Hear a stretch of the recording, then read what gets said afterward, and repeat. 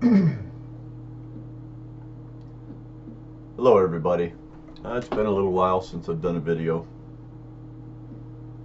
So I thought I would do one on medical preparedness. For those of you that have watched my previous video on inch bag, bug out bags, I call all the bags inch bags. I'm never coming home because realistically I'm bugging in.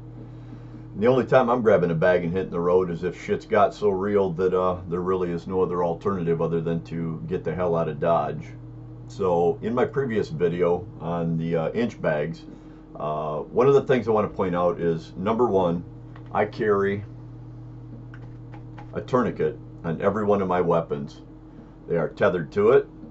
It's imperative. These are deadly. Accidents happen. You could be shot. A million things could happen. I'd like to think that we all follow weapons protocol, safety protocol intently, but I've seen it happen among professionals. I've seen it happen among novices. And so I carry a tourniquet on all of my weapons, tethered to it, readily available. And God forbid we ever need to use that. So anyway, let's get that out of the way.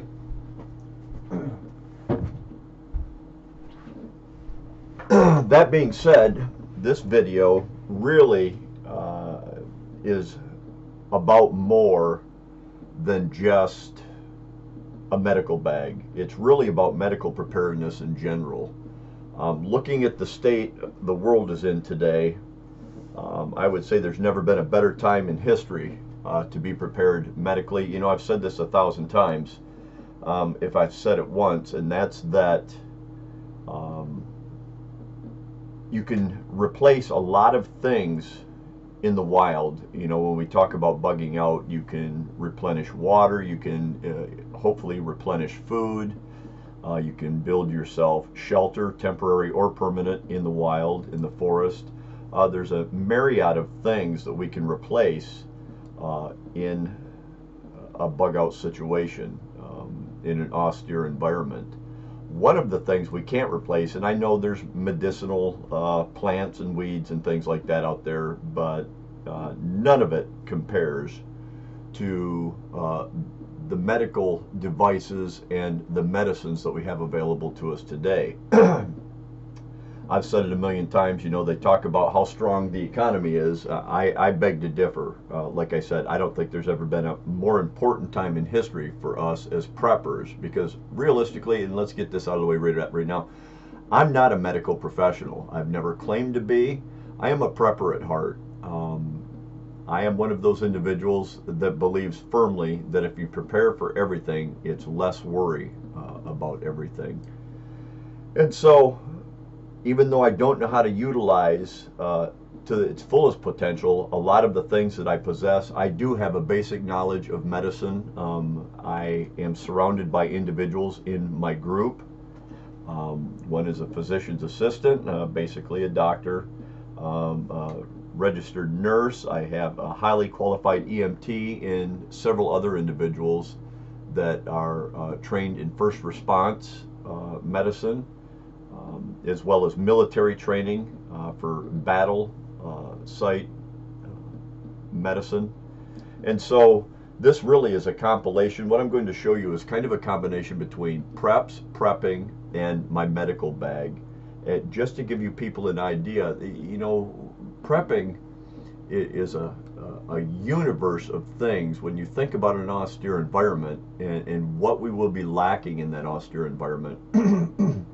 It really leads a person to think about a lot of stuff. And as you might have seen or not in my previous video, I am a nut about redundancy and the ability to accomplish an objective in multiple ways, in a variety of ways. And I think that's extremely important as we prepare for especially the unknown, which is exactly what we're doing. I personally believe the first thing to hit us, if it's not a natural disaster, which is something we can never foresee, I believe it's truly going to be most likely a financial collapse. One of my other videos that you may want to watch is For the Love of Money, and it goes through the fiat currency that people call money. It's useless. But that's a whole other video. So let's get into this. I want to just show a couple things real quick. I'm not going to get into all of it, but I just want to show and give an idea of the types of things that I start out preparing, and then we'll dig into the medical bag. Well, one of them is antibiotics. Okay. Now, I fill prescriptions, whether I need them or not, to get antibiotics. One of the most important things I think we are going to be lacking in an austere environment, I think will cost a lot of people lives. If you look back at the Civil War, you figure about 2/3 of the individuals that died in the Civil War weren't due to bullets and projectiles and cannons. It was due to infection. It was due to the different plagues of drinking dirty, tainted water, rancid meat, dysentery. A lot of people died from these things outside of just the typical deaths of battle and warfare.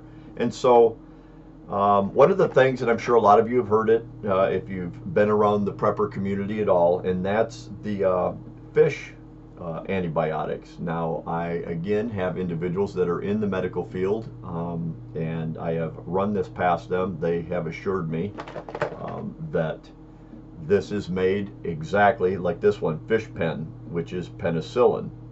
And I'll hold this up there so you can see it. You can order these things online. They come in capsules. They look exactly identical to the antibiotics that you would get prescribed in a doctor's office. The difference is these are readily available without prescription and also cost less, believe it or not.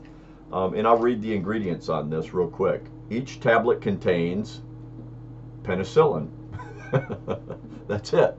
It's the exact same thing as what you're going to be prescribed and go to a pharmacy and pick up. That's its only ingredient, penicillin. The same goes for fish flax, which is same thing in here. It says each capsule contains ceflexin. That's its ingredient, ceflexin. The exact same thing that you're going to get if prescribed by a doctor and go to a pharmacy. And they have this in any antibiotic that you could name. Amoxicillin. It even says it right on the bottle. Fish Mox Forte. Amoxicillin. And like I said, you take a capsule out of one of these bottles and compare it to one that is prescribed by a doctor from the pharmacy, and you'll see that they contain the same exact numbers, the same exact color codes on the capsules. They're identical. And I will say that I have taken these. I'm not going to say something and then not. I had a severe case of sore throat.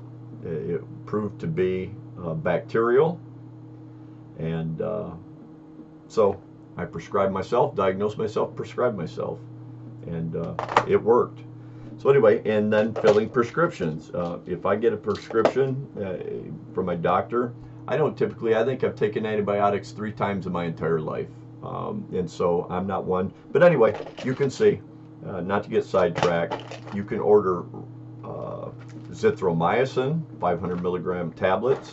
You can order all these things online, but this is just, now I have containers such as this and much larger that are filled with anything from Band-Aids, creams, salves. I have one huge container that is filled with all natural remedies like coconut oil, raw natural honey, baking powder, baking soda, a lot of different things.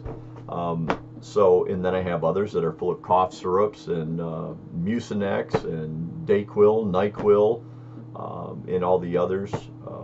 So these are just some of the things that I would recommend. I keep on hand a large collection of natural essential oils. And you can read up on this stuff. You need to be just as careful with these as you do with medicine.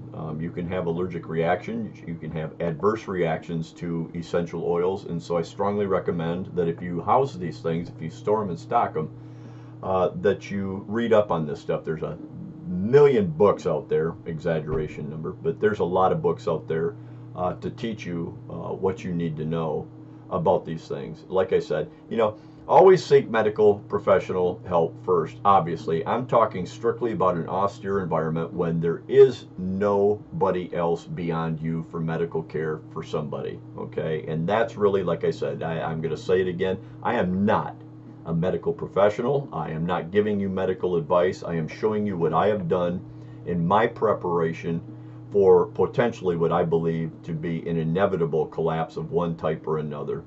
And again, like I said, if it never happens, praise God, and I'm all the happier for it. So let's get on to the bag. This is nothing special about this bag. It's just your typical backpack. I ordered this off of Amazon, helping to make Jeff Bezos the richest man in the world. He'll rule the world one day, most likely. But it works just fine for this medical bag. I have smaller medical bags, of course. I have IFAKs that I put onto my plate carrier vest. And again, the first thing I'm going to point out on this bag is a cat tourniquet right here. These cat tourniquets are easy to use. They're fast. There's a lot of different designs for tourniquets, but the cat tourniquets work very well. You need to practice using those, especially when it comes to applying them to yourself. And so let's move on from there. Another one of the things I found that I am really pleased with, I'm not going to break it out because it's extremely messy, okay, is a Kendrick traction device. This is for fractures. God forbid you ever find yourself in that position, but I'm telling you, I've practiced with this thing. It is an incredible, it breaks all down and folds up into here. It's all color coded. There are videos out there on this particular traction device. I strongly recommend. Like I said, you never know what's going to happen. One thing I know for sure, when you get out there and start doing things in an austere environment you don't typically do, injuries are going to be prevalent. I've learned that just from camping is enough to prove my point. Cuts, burns, particles in your eye, and it would be no problem at all, I am certain, based on a long-term bug-out situation for people to endure fractures, God forbid. Which reminds me that I also keep pain medications in my medical bag. I keep fairly extensive medical preparations in all of my bags, comparatively speaking. I look at a lot of other people, the boo-boo bags and stuff like that. You know, I could wrap duct tape around a basic cut. I'm not real worried about that, like I said today. But in an austere environment, we need to be as prepared as we possibly can be. This was probably, I think I paid about $125 for this, worth every penny. So anyway, this is just one of the devices that I have. Okay, we're going into the first bag. You'll find that I have a lot of these Israeli bandages, these pressure bandages. This is a trauma wound dressing. These things are fantastic. You can pick these up on the internet, eBay. You can pick them up on Amazon. I strongly recommend that you keep these trauma wound dressings. This is something that is pre-tourniquet wound. You're hoping that we never need a tourniquet. These are the things you would use. Some of the things in here I won't show. Another one is Cell-X Rapid Hemostatic Z-Fold Gauze. This is for quick blood stop. Okay. And some of this stuff's a little pricey, you guys, and I know it is, but trust me when I say, when the time comes and you need it, what is money, comparatively speaking, to saving somebody's life? And again, I'm not a medical professional. I have read up, I have studied, I have been instructed by other individuals that are proficient in the medical field to help me to really, truly understand how to use these different things that I'm showing you. And so, like I said, never claimed to be a medical professional, but I guess if there's nothing between you, the injured person, and eternity, your chances of trying to figure it out, I assure you, are much better than not. Go into this bag, and here I keep medical tape, and it's a whole menagerie of things, folks. Blood stopper, gauze dressings, assorted types of band-aids of every size, shape, creed, and color. These here, flexible, absorbent, advanced protection bandages, all different sizes. You never know what size the bandage is going to be. And you got to remember, you're going to be on the move. You just can't have enough of this stuff, folks. Like I said, I also keep in here hand cleaner, thermometer,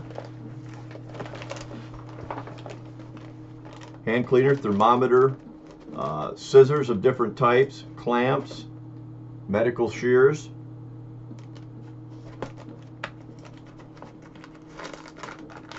gloves, essential to keep gloves, very, very important. I keep gloves in every compartment that I open up. I open up a compartment, there's gloves in there, and it's important that you do this. Let's set this off to the side so I can put some of this stuff up now and show you. Okay, another bag. This bag again is full of assorted types of bandages. I'll give you a little idea of the different types, sizes, shapes, and colors. Got them up to this size. Okay. And that right there is a 4x4.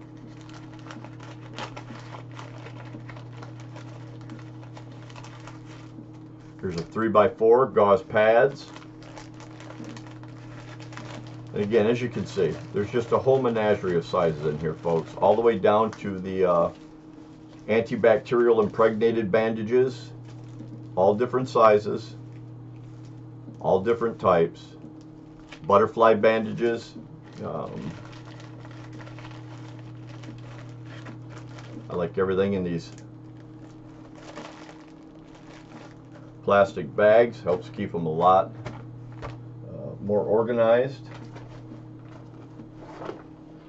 This is something that I keep also inside that medical bag. Okay, and we'll go through the contents of this real quick. I don't want this video to go on too long. Splints for fingers. And the cotton wraps to go with it. I have Motrin, regular Motrin, regular aspirin. We have Hydrate. If you've never seen these, if you're dehydrated, take 1 or 2 of these tablets, throw it into about 12 ounces, 16 ounces of water, and drink, and it will bring back, it will rehydrate you a lot quicker than just plain water. Okay. In this bottle I have ibuprofen and some various other painkillers in here that are prescribed for me. Like I said, this is my medical bag. I keep in here Neosporin, decolorized iodine,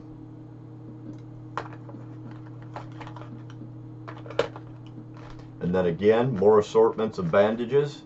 These again are antibacterial impregnated. They have antibacterial elements impregnated into the bandages. It just saves a step if you're on the go and on the move.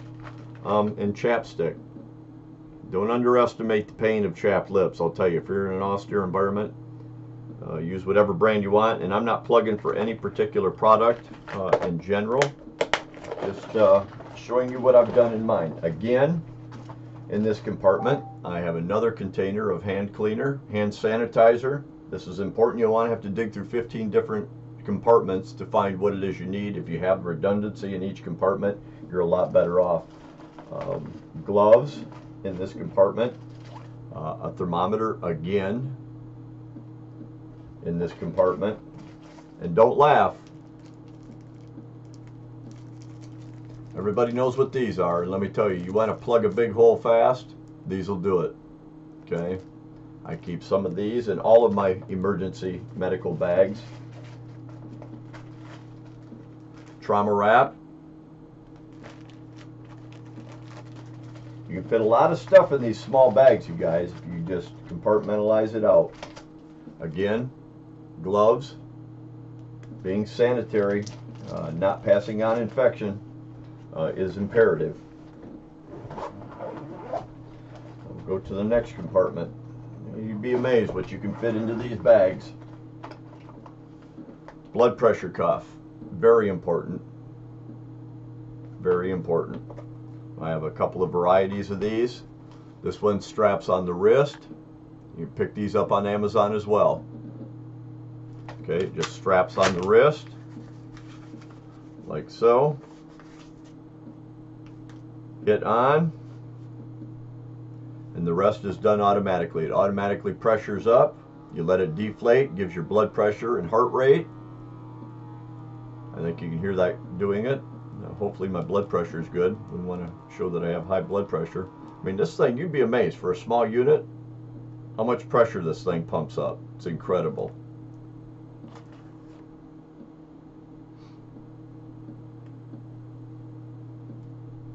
There you go.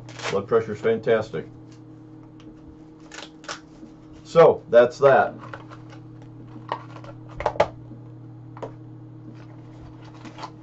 These I just picked up. I got these from, you can find this gentleman on YouTube. He's called the Skinny Medic. That's the name of his site. And these are something that's new, and they're called the Thin H bandage. And it's basically a pressure bandage. Okay. These things are fantastic. He does a video on how to use these. So I picked up a couple of these. I'm a firm believer, like I said, in redundancy. I'm sure you're getting tired of me saying that, but I can't stress it enough, folks. This, again, is one of the few things you cannot replace in an austere environment. When things go south, from that point forward, everything you possess becomes exhaustible. Medical supplies being probably first and foremost. Water, at least where I live, is abundant. If it's not snow, we have rivers, creeks, streams, lakes, you name it. And in the wintertime, we have plenty of snow. I think we got about 4 feet out there right now. So anyway, these, again, like I said, are fantastic. This here, medical bag. This has a stethoscope, has an oximeter. In case you've never seen those, it gives you your oxygen saturation in your blood. Put that on, hit the button. Give it a few minutes, it gives you your pulse, and it gives you your reading on how much oxygen saturation is in your blood. All of these things are essential. Wow, that's pretty good. 72 heart rate and 99% saturation. Pretty good for 56 years old, I guess. So anyway, again, these are things, if you think about it, folks, there are a lot of things you're going to need when that time comes. There's another blood pressure cuff inside of this bag. I think I bought this off a medical site. There's another blood pressure cuff in here, and like I said, a stethoscope to listen for congested lungs. There's a myriad of things you can use this for. Pulse rate, listening to any type of heart irregularities. So strongly recommend one of these. And again, I'm not a medical professional, folks. Okay, right here, these are fantastic. This is called an Olays modular bandage. This particular one is a 6-inch. Again, you can find these on the internet. You might even be able to find them. And again, it's Olays, which is spelled O-L-A-E-S, modular bandage, 6-inch. Again, this is a compression bandage. This is an injury that is not bad enough for a tourniquet, but bad enough that you're going to want to keep constant pressure on. This mixed with some type of blood stop would probably save somebody's life. And I keep multiples of these of all different types, shapes. And again, this H bandage here is basically the same thing. It's just a different design. And you can find videos on both of these on how to use these properly. If you know anybody in the medical field, I typically buy one and rip one open and keep that in a plastic bag separately for demonstration. When we go out and train, we pull that one out and we use it. So there's that. Again, like I said, I keep multiples of those on hand. Another Olays bandage. And this one here is called a trauma wound dressing, 6-inch hemorrhage control bandage, emergency bandage. Again, this is a type of pressure bandage that I keep on hand. Now I have more than just the ones that are in this particular bag. I keep these in all, I stockpile them in containers. You can't have too many of these. Now here's something that'll make you wince. Medical stapler. Oh yeah. and you need to learn how to use these as well. Again, there's videos, and if you know anybody in the medical field, perhaps I can show you how to use these. Now, I'm not saying to do this every time you cut yourself. I do. I refuse to go to the doctor for stitches. I've stitched myself. I'll show you some of my suture kits. I've stitched myself. It's not a pleasant experience. And I've stapled myself. That is not a pleasant experience either. But I need to know how to do these things. You can look, you can show, you can practice, but until you do it, I really want to know how much pain this inflicts on an individual. If I have to do this to somebody to save their lives, then I'll do it. Again, only in an austere environment where there's no medical help beyond me or someone with superior knowledge around me. So that's that. If you get one of these, definitely get one of the staple pullers too. So keep that in mind. Now, before I show you these, we'll get into this.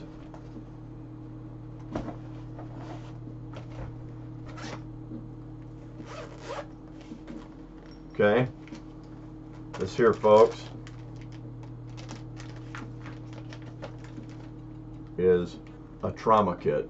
Okay, this has the different types of scissors, clamps, tweezers, things that you might need to help clean out a cut or injury, God forbid a bullet wound or stab wound or whatever. So I keep one of these on hand. These here, I buy multiples of these. This is a nylon monofilament suture kit. There's 5 separate suturing needles in here with thread attached, with your suturing material attached. You can buy these on the internet as well. And here's the handy dandy little unit for pulling the staples. I told you you need to have one of those, so I keep it right here handy. Okay, so that's that. I keep this all in one little compartment. Again, you can find all this stuff on the internet. Some of it's inexpensive, some of it's rather expensive. So now that we've gone through that and talked about sutures, this is something, I was watching this product in development, and but it wasn't on the market yet, and my mom had sent me a message on one of our social media outlets and brought this to my attention, knowing I had been waiting for it. And this is called Zip Stitch, the most advanced wound closure device available without a prescription. Folks, I'm telling you what, this revolutionizes medical care in an austere environment, or anywhere for that matter. This is incredible. I'm not going to break this out and show it to you. It comes with 1 zip stitch, 1 alcohol wipe, 1 gauze, and 1 bandage to cover it up. But folks, go online if you're really interested in putting a medical kit together. Go online and purchase one of these. Look at the video on how it operates. This is phenomenal. They're about $30 a piece. I picked up a couple, and I plan on picking up a whole bunch more of these before it's all said and done. So Zip Stitch, professional quality wound care. This takes away any need, for the most part, for sutures or staples. And I'm certain there's still going to be instances when you're going to need those for much larger cuts and wounds. But please, again, like I said, look this product up and get it. Very awesome. Another thing I keep in here is an instant cold pack, pain relief. Very important, whether it's from heat stroke, whether it's to bring down swelling. There's a bunch of different reasons to have one of these. But an instant cold pack, again, I keep multiples of these in my preps. This particular one, I keep 1 at all times in my medical bag. Come in very handy. Again, this could help somebody that's suffering from potential heat stroke or overheating. You could get this thing cold, put it on their neck. They have multiple products that could accomplish that objective, but this is just another one. So there's that. Self-grip bandages. I keep lots and lots of these, not just in my medical bag, but yeah, I'm sure you've all seen these, the elastic type self-adhering bandages. They adhere to themselves. I keep all different sizes, shapes, creeds, and colors of these. Lots and lots. You're never going to have too much medical things around. So there's that. medical sling, vacuum sealed, surgical pad to keep the environment you're helping the individual on clean if possible, at least cleaner. Again, here's a large pack of gloves. I keep one large pack in the bottom of the bag just because. So folks, that's just a small glimpse of the medical supplies that I stock. If my camera was a bit more mobile, I would love to take you into the prep room and show you all the other different types of medical supplies. Like I said, I buy the plastic totes, I write on them what I'm going to use them for, and I fill them. Like I said, I have one that's full of just natural remedies. Like I said, your baking sodas, your baking powders, your natural raw honeys, apple cider vinegar, Bragg's apple cider vinegar, coconut oil, all the different things. And if you go get any of the natural remedy books, you'll find out that all of these products have an enormous amount of medical use. And then I have another one that's full of salves, things like Vaseline and Vicks and nasal decongestants, eye drops, things of that nature. And so I take a tote and I fill it full. In that particular, if it's flu, then I put all the flu medicine in one tote. If it's for just your basic aches and pains, I'll fill it full of Advil, Aleve, Excedrin, aspirin, anything I can find that's a different type of pain reliever, because there's allergies out there. Some work better for some things and some work better for others. So I keep acetaminophen, all of it, gel caps, all different varieties. So folks, that's basic rundown on my medical bag and what I do for medical preps. Hopefully at some point I will take the camera mobile and go into the prep shelves to show the variety and types of medical supplies that I stockpile. Like I said, you can do a lot of things in a wilderness environment. Finding things in the wilderness to replace things like this, good luck. Birch bark ain't gonna cut it. Or this, yeah, you're not gonna take dandelion leaves and fix somebody's horrific cuts. So folks, it's worth the money to spend on these medical supplies, and it's also worth the money to seek any level of training that you can afford to go with that. And again, if you're in a prepper community, it's really good that there's redundancy and knowledge, that everybody in that group understands how to use these different devices and bandages. So that's my advice. That's what I do. Again, we'll close with this. I am not a medical professional. I am a prepper that will utilize these things and my limited talents as best I know how in a grid down, societal collapse, austere environment.